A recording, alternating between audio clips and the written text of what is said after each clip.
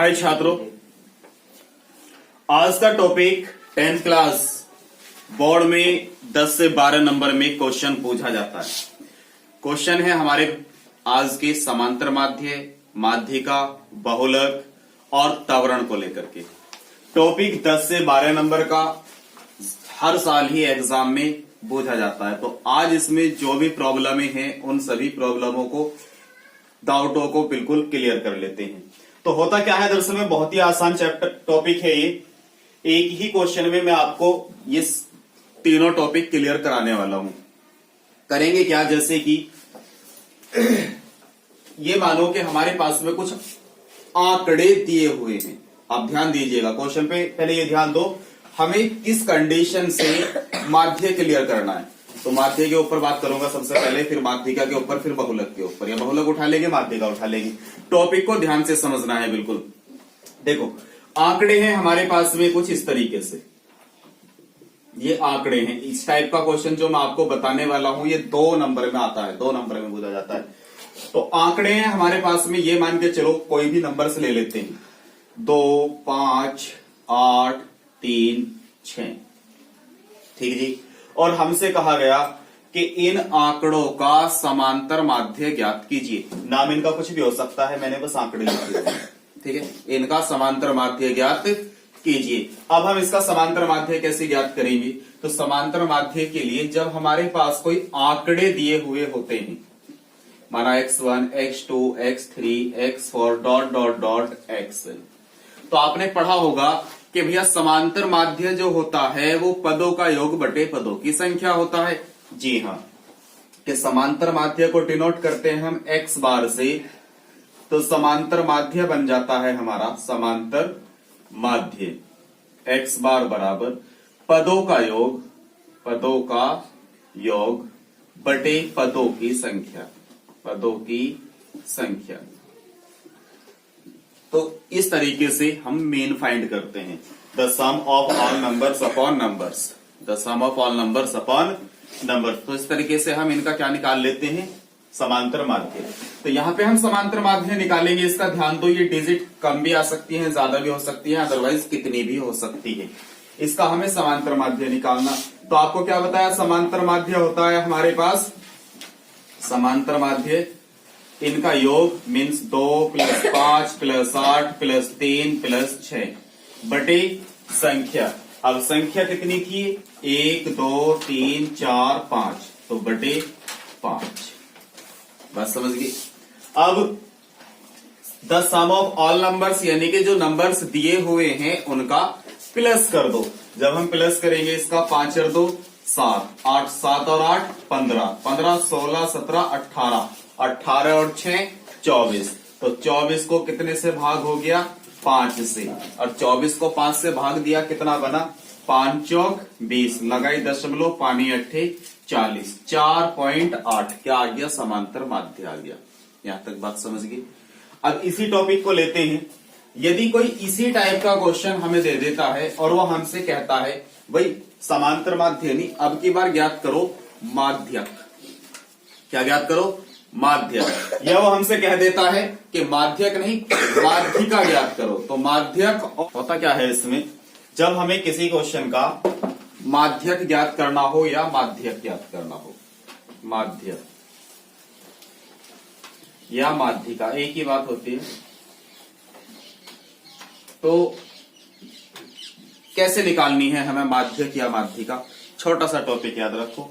यदि ये वाली संख्या जो हमें दी हुई, इन्हें काउंट करके देखो, 1 2 3 4 5, कितनी है ये, 5 है। मीन्स मैं आपको बताना चाह रहा हूं, यदि माध्यक निकालने के हमारे पास में 2 रोल होते हैं, माध्यिका निकालने के हमारे पास 2 रोल होते हैं। वो कौन कौन से होते हैं, n बराबर यदि विषम है, मतलब दी हुई संख्याएं यदि विषम हैं और हमें माध्यक निकालना है, यानी कि माध्यिका निकालनी है, तो विषम के लिए माध्यक जो होगा वो होगा n+1/2वां पद। और यदि ये टोटल नंबर्स सम हैं, यानी कि n बराबर सम संख्या है, सम 2 4 6 8 10 12 14 16 18 20 22 24 26 अदरवाइज कितनी भी संख्या सम है, तो उसका माध्यक निकालने का फॉर्मूला होगा, माध्यक लिखो या माध्यिका लिखो वो आपकी इच्छा है, उसका होगा 1/2 n/2 वा पद प्लस n/2 प्लस 1 वा पद। बात समझ में आ गई? तो जैसे कि फॉर एग्जाम्पल के तौर पे मैं इसी क्वेश्चन को ले लेता हूं, इस क्वेश्चन का मुझे ज्ञात करना अब की बार माध्यक। तो जब मैं इसका माध्यक ज्ञात करूंगा तो होगा क्या, सबसे पहले मैं इन आंकड़ों को, सबसे पहली शर्त बनेगी माध्यक निकालने में, माध्यिका निकालने में, इन आंकड़ों को आरोही या अवरोही क्रम में लिख लिया जाए, या तो आरोही क्रम में लिख लिया जाए या अवरोही क्रम में लिख लिया जाए। अब हम इसे लिख लेते हैं आरोही क्रम में, आरोही क्रम में लिखने पर, क्रम में लिखने पर जब हम इसे आरोही क्रम में लिखेंगे मीन्स असेंडिंग ऑर्डर में लिखेंगे, तो सबसे पहले छोटी संख्या, छोटी संख्या क्या है 2, फिर उससे बड़ी कितनी है 3, फिर उससे बड़ी कितनी है 5, फिर उससे बड़ी 6, फिर उससे बड़ी 8। उसके बाद देखेंगे ये क्या है, सम है या विषम है, तो 1 2 3 4 5, ये तो n बराबर कितनी बन रही है 5 बन रही है, जो कि क्या है विषम है। अब अगर ये संख्या हमारे पास विषम है तो माध्यक वाला कौन सा फॉर्मूला लगेगा, n+1/2 वा पद। तो हम यहां पे लगा देते हैं माध्यक m बराबर n+1/2 वा पद, तो n+1/2 वा पद। बात समझ में आ गई? n कितना है 5, तो ये बना 5 + 1/2 वा पद, 5 और 1 6/2 वा पद, तो 2 से ये गया 3 बार, तो ये आ गया 3 वा पद। अब 3 वा पद हमारा कौन सा है इसमें, पहला दूसरा तीसरा, यानी कि 3 वा पद आया 5, तो हमारा माध्यक कितना हो गया 5 हो गया। बात समझ गए होंगे। और थोड़ा टॉपिक बढ़ाते हैं, यदि ये संख्या विषम हो सम हो जाती, फॉर एग्जाम्पल ये इस तरीके से हो जाती,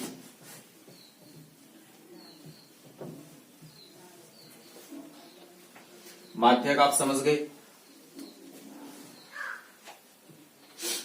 ये हो जाती 1 5 4 3 7 2, 1 2 3 4 5 6 संख्याएं हैं, तो हमें ज्ञात करना है इसका माध्यक। तो माध्यक हम कैसे बताते हैं, देखो ध्यान से, सबसे पहले इसे कौन से क्रम में लिखते, आरोही क्रम में लिखने पर। तो जब हम इसे आरोही क्रम में लिखते, पहले लिखते सबसे छोटी संख्या, फिर उससे बड़ी संख्या, फिर उससे बड़ी संख्या 3 आएगी, और 3 से बड़ी फिर क्या हो जाएगी 4, 4 से बड़ी क्या हो जाएगी 5, और 5 से बड़ी क्या हो जाएगी 7।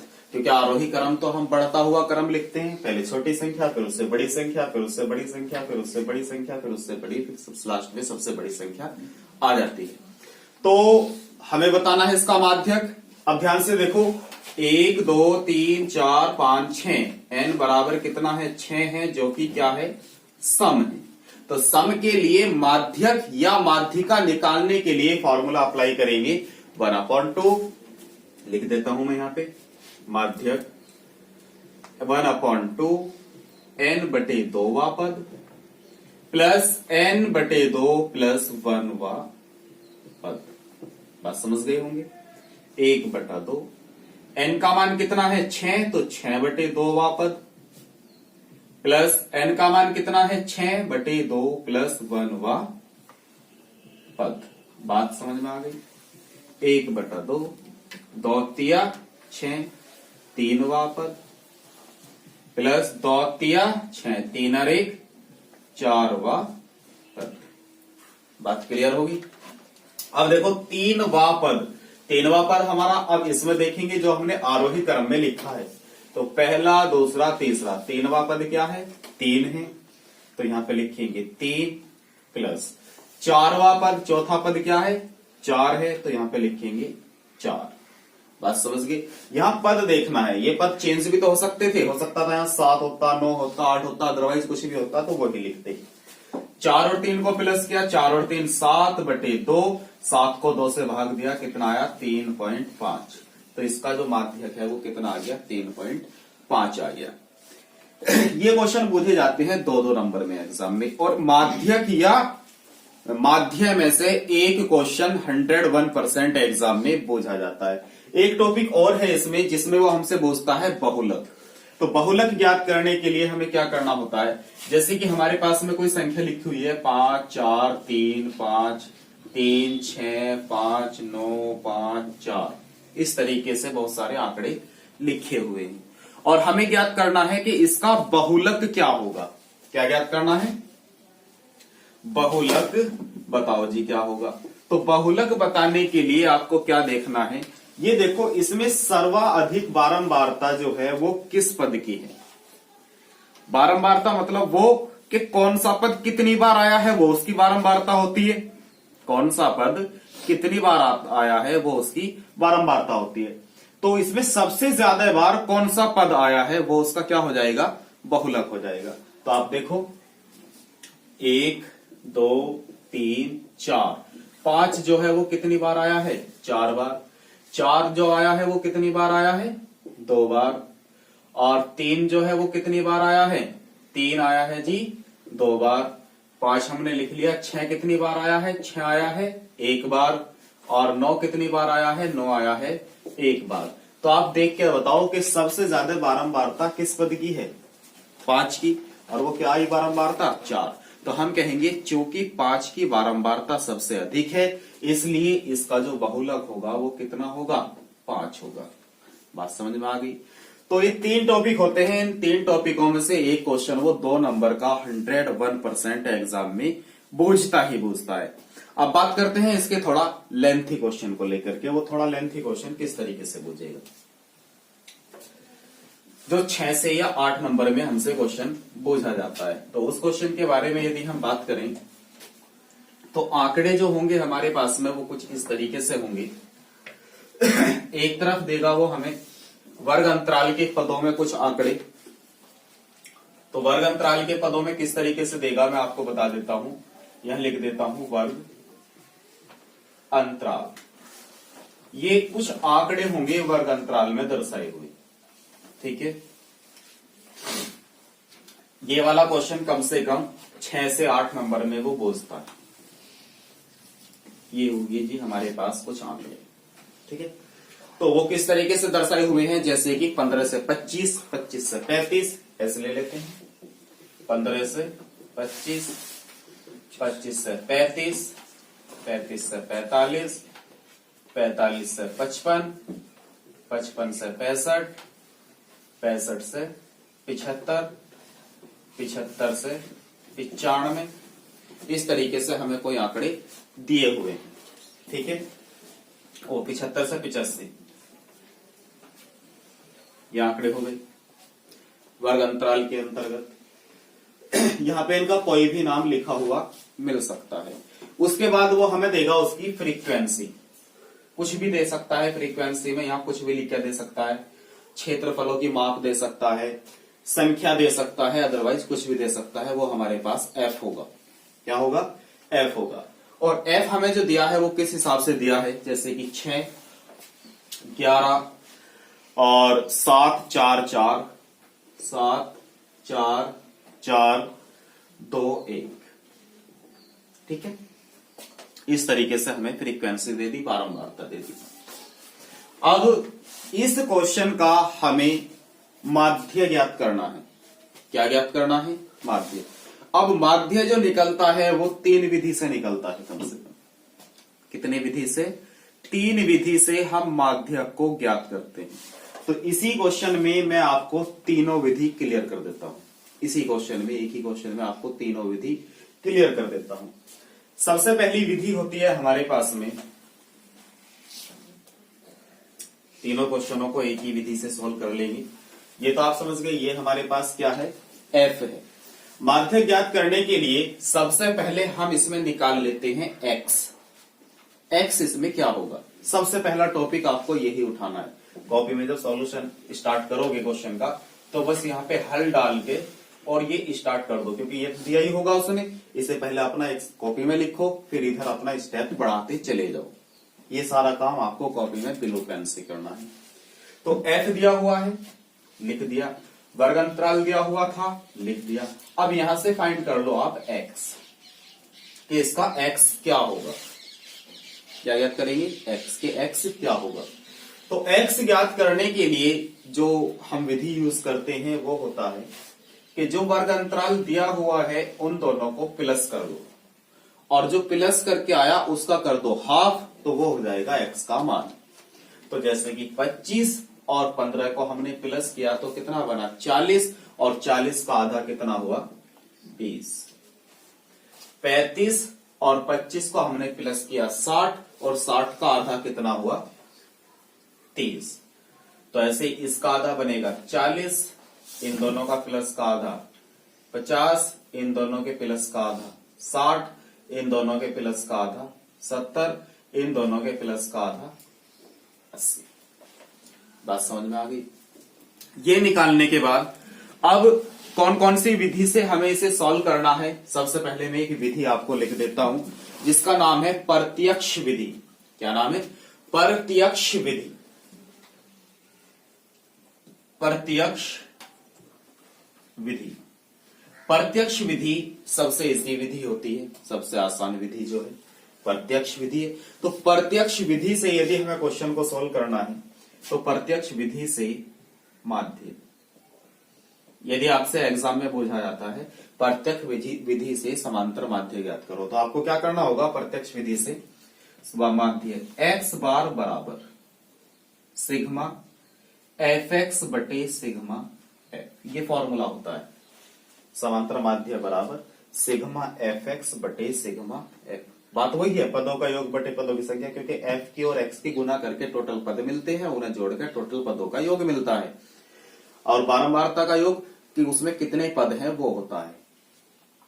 तो आप टॉपिक समझ गए होंगे, क्योंकि फॉर्मूले के अकॉर्डिंग यदि हम प्रत्यक्ष विधि से समांतर माध्य ज्ञात करते हैं तो एफ की और एक्स की क्या करनी है? हमें गुना करनी है, और उसके बाद इन दोनों को क्या करना है? प्लस करना है।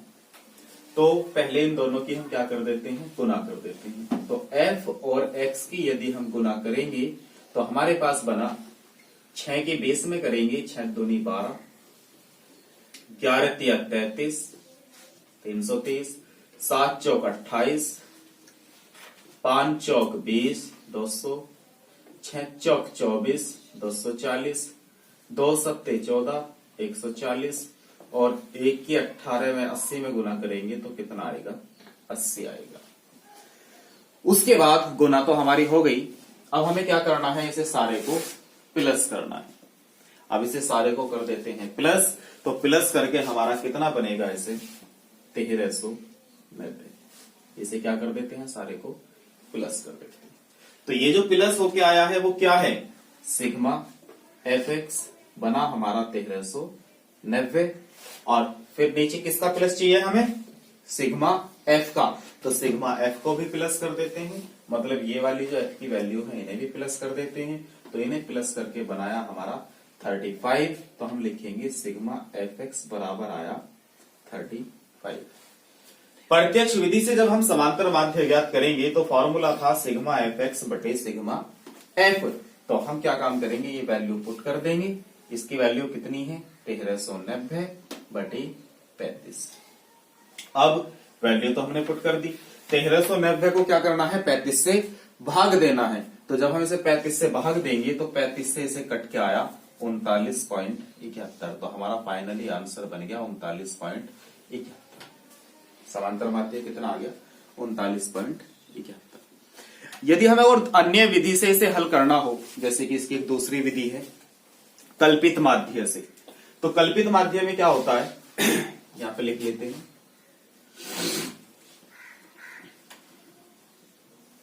कल्पित माध्य विधि। तो कल्पित माध्य से यदि हमें माध्य ज्ञात करना है, एक्स बार ज्ञात करना है, तो वो होता है a plus sigma F D upon sigma F. कोई सी एक ही विधि से आपको क्वेश्चन सोल्व करना है, जिस विधि से वो कहेगा उस विधि से हमें सोल्व कर देना है।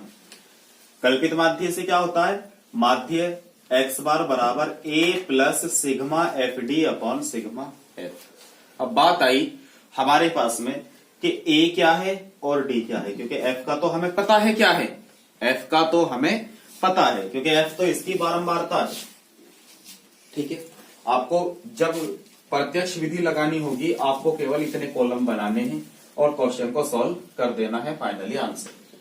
लेकिन जब उस क्वेश्चन को आप कल्पित माध्य से सॉल्व करोगे, कल्पित माध्य विधि से आप उसे सॉल्व करोगे, तो कल्पित विधि से क्या होगा कि एक कॉलम इसमें बढ़ जाएगा। और वो कौन सा कॉलम होगा, सबसे पहला कॉलम होगा वो डी का, और एक कॉलम और बढ़ जाएगा क्योंकि हमें डी नहीं चाहिए, हमें चाहिए एफ और डी की गुना।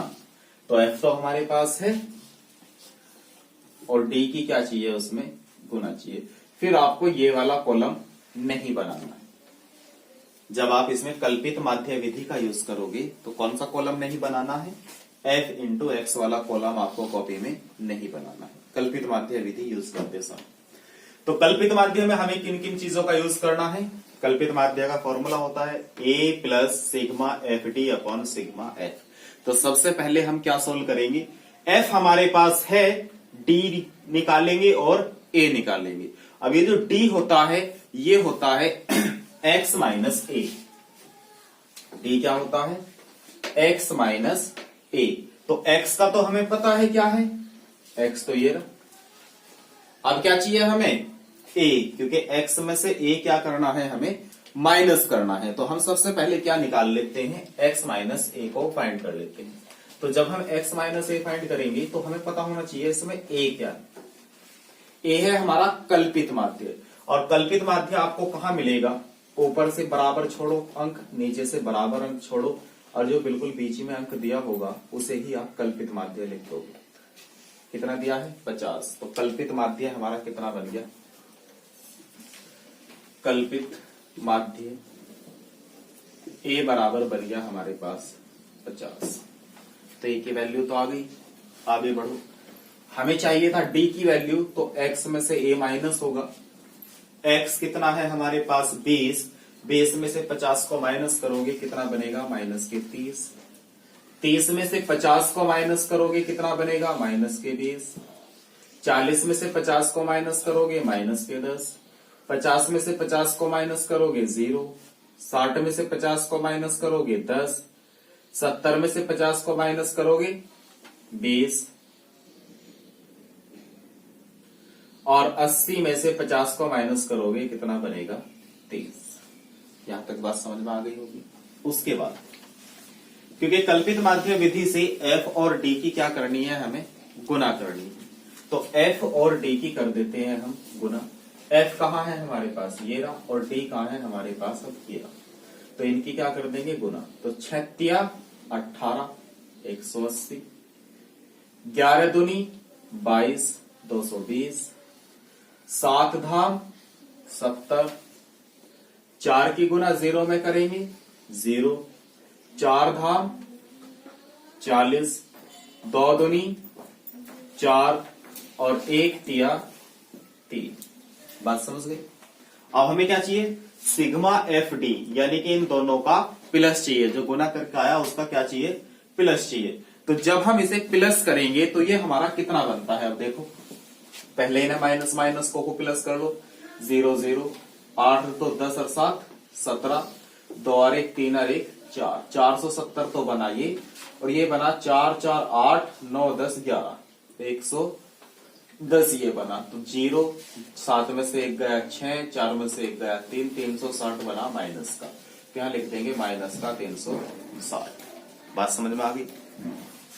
अब ये वैल्यू हम यहां रख देते हैं, क्योंकि हमारे पास सिग्मा एफ डी कितना आया है, माइनस के 360, और सिग्मा एफ हमारे पास पहले से ही है कितना 35। कितना है 35।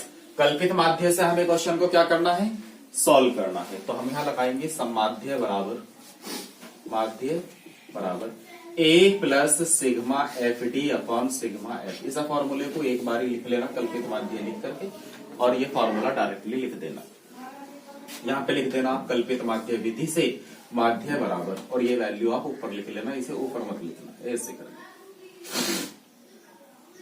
कल्पित माध्य विधि से, और यहां पे लिख देना माध्य बराबर A plus sigma F D upon sigma F. अब ए की वैल्यू हमारे पास कितनी है 50, तो हम यहाँ पे लिखेंगे सीधा सीधा 50 प्लस सिग्मा एफ डी की वैल्यू हमारे पास आई माइनस के 360, तो यहाँ पे लिखेंगे माइनस के 360 बटे सिग्मा एफ, और सिग्मा एफ कितना है हमारे पास 35। बात समझ गए। अब 35 से इसको क्या दे देते हैं हम, भाग देते हैं, तो 35 से भाग देने पर हमारे पास बनता है, ध्यान से देखो 35 से जब हम 360 को 70, कितना बचा 30, बस इसे रहने दो। तो 50 ये बना हमारे पास 50 माइनस 10.1, इसमें से इसे क्या करना है माइनस करना है, तो 50 में से 10.1 को माइनस करोगे तो 1 इधर जाएगा, तो 10 में से 1 गया, कितना गया 9, यहाँ पे कितना बचा हमारे पास 9, और 5 में से 1 गया, कितना बचा 3, तो हमारा फाइनली आंसर कितना बच जाता है 39.9। ये देखो ध्यान से, वो 0.2 था, ये 0.2, तो यहाँ 2 पॉइंट होगा तो 8 आएगा, तो हमारा आंसर आ जाता है। देख सकते हो ये आंसर भी हमारा यही था और ये आंसर भी हमारा यही है 39.8, 39.7, कोई ज्यादा बड़ा चीज नहीं है। पॉइंट के बाद में एक आध पॉइंट आगे पीछे हो जाता है, वो कोई ज्यादा बड़ा मैटर नहीं। तो ये हो गई हमारी कौन सी विधि, कल्पित विधि। एक इसमें होती है हमारी पग विचलन विधि। तो पग विचलन विधि को हम कैसे सॉल्व करेंगे उसे ध्यान से देखो। पग विचलन विधि में हमें क्या करना है, इसे मैं थोड़ा साफ कर देता हूं, ये तो आप समझ ही गए होंगे टॉपिक को। पग विचलन विधि देखो ध्यान से, पग विचलन विधि सेम इसी टाइप की है, बस उसमें एक छोटी सी चीज बढ़ी हुई है। पग विचलन विधि की यदि हम बात करें तो पग विचलन विधि में पग, यहां से थोड़ा इधर लिख लेता हूं, पग विचलन विधि। पग विचलन विधि में जब हम माध्य ज्ञात करेंगे तो समान ए प्लस सिग्मा एफ यू बटे सिग्मा एफ इंटू एच होगा। ये पग विचलन विधि के लिए फॉर्मूला यूज करेंगे। बात समझ गई। तो पग विचलन विधि में हम इस रूल को यूज करेंगे। इसमें हमें चाहिए एफ यू, तो हमारे पास यू तो है, यू तो हमारे पास नहीं है, इसमें यू नहीं है। सिग्मा एफ है, सिग्मा एफ की वैल्यू हमारे पास कितनी है पहले से ही 35, तो 35 ऐसे कैसे लिख देते हैं। ए हमारे पास हमने निकाला था अभी, कितना था 50, तो 50 में लिख लेते हैं एच। मेन बात एच, एच क्या है, एच है इनमें कितने का अंतर चल रहा है, या एक्स में कितने का अंतर है, इसमें कितने का अंतर है या एक्स में कितने का अंतर है। तो एक्स में अंतर था कितने का, मात्र 10 का, तो एच की वैल्यू कितनी बनी हमारे पास 10। अब निकालते हैं हम u, तो u जो होता है, u होता है जी, u होता है d बटे h, और d क्या है x माइनस ए बटे h, d बटे h, या डायरेक्टली निकाल सकते हो u। भाई फिर पग विचलन विधि में ना तो इसकी जरूरत है, ना इसकी जरूरत है, ना इसकी जरूरत है, किसकी जरूरत है u की, तो u निकाल सकते हो आप x माइनस ए बटे h करके। तो u निकालेंगे अब हम, तो x में से a को माइनस करना है और h से भाग देनी है। तो आप देख पा रहे होंगे जब हम x में से a को माइनस करेंगे, बेस में से a गया 30 माइनस के, और a से देंगे भाग, h से देंगे भाग, h कितना है हमारे पास 10। तो आप देखो x यानी कि 20, h वो a यानी कि 50 और बटे h यानी कि 10, तो कितना बचा माइनस के 30 बटे 10, इससे खत्म माइनस के 3 रह गया। तो इस तरीके से हम u की वैल्यू निकालेंगे। तो मैं डायरेक्टली जल्दी जल्दी रख देता हूं, ये होगा माइनस के 3, ये होगा हमारे पास 20 माइनस के 2, और ये होगा हमारे पास माइनस के 1, ये होगा हमारे पास 0, और ये होगा हमारे पास 10 से भाग देंगे तो 10 में से 1 गया 1, और ये होगा हमारे पास 2 और ये होगा हमारे पास 3। तो u की वैल्यू तो आ गई। u की वैल्यू निकालने के बाद हमें क्या करना है, आप देख पा रहे होंगे फॉर्मूले के अकॉर्डिंग, क्योंकि f और u की हमें गुना करनी है। तो f और u की कर देते हैं हम गुना। f का है हमारे पास ये रहा 6 18, 11 दूनी 22, 7 इका 7, चिन्ह वही लगाएंगे जो आ रहा है, 4 0 0, 4 इका 4, फिर आया 2 दूनी 4, फिर आया 1 तिया 3। बात समझ में आ गई। अब इसे सॉल्व कर लेते हैं। 18 और 22 और 7 प्लस हो जाएंगे, 8 और 2 10 और 7 17, और 2 और 1 3, अधिक हासिल का 4, ये बना हमारा 47। तो 7 में से 1 गया 6, 4 में से 1 गया 3, तो ये बचा माइनस के 36। तो ये क्या आया हमारा, सिग्मा एफ यू बराबर आ गया माइनस के 36। तो उसे हम यहां लिख देंगे सिग्मा एफ यू बराबर माइनस के 36। अब इनकी वैल्यू को हम पुट कर देते हैं। तो वैल्यू हमारे पास है, क्योंकि हमें पग विचलन विधि का यूज करना है, माध्य बराबर A plus sigma F you बटे सिग्मा एफ इंटू एच। अब ए की वैल्यू हमारे पास कितनी है 50, और एफ यू की वैल्यू हमारे पास कितनी है माइनस के 36, और एफ है हमारे पास 35, और गुना में है हमारे पास 10। बात तो समझ में आ गई ना। अच्छा आगे ठीक है, 50 प्लस माइनस हो जाएंगे माइनस, ऊपर इससे भाग दे लेते हैं हम, तो ये भाग होगा इससे 7 धाम 70, और बचे 2, लगाई दशमलव, 7 दूनी 14, लगभग हमारा इतना कट गया 50 माइनस 10.2 के समथिंग। तो 50 में से हम माइनस करेंगे कितना 10.2, तो इधर जाएगा हमारा एक दहाई, तो ये होना 10, 10 में से 2 गई 8 पॉइंट, यहाँ बचे 9, 9 में से 0 गई, हमारे पास बचे 9, और यहाँ बचे 4, 4 में से 1 गया 3, तो हमारा आंसर कितना आ गया 39.8। ठीक है, पहला वाला हमारा 39.8 था। मैंने बताया आपको पॉइंटों में हमें कोई भी डिफरेंट नहीं देखना है, ये हमारे बिल्कुल पॉइंट के बाद में एक आध पॉइंट आगे पीछे हो जाता है, कोई प्रॉब्लम नहीं है। ये हमारा क्लियर हुआ इस टाइम हमारा टॉपिक माध्य का। तो समांतर माध्य तो आप बिल्कुल क्लियर समझ गए हो। अब नया टॉपिक उठ करके आएगा हमारा बहुलक का। तो नेक्स्ट टॉपिक के लिए बने रहिए वीडियो के साथ। नेक्स्ट टॉपिक हम चंद ही घंटों में आपको देने वाले हैं। तीनों वीडियो में तीनों टॉपिक क्लियर। टॉपिक कितने नंबर के 10 नंबर के 10 के 10 नंबरों को मजबूत करने के लिए सेकंड वीडियो का इंतजार करना होगा। मिलते हैं हम आपसे नेक्स्ट वीडियो के साथ।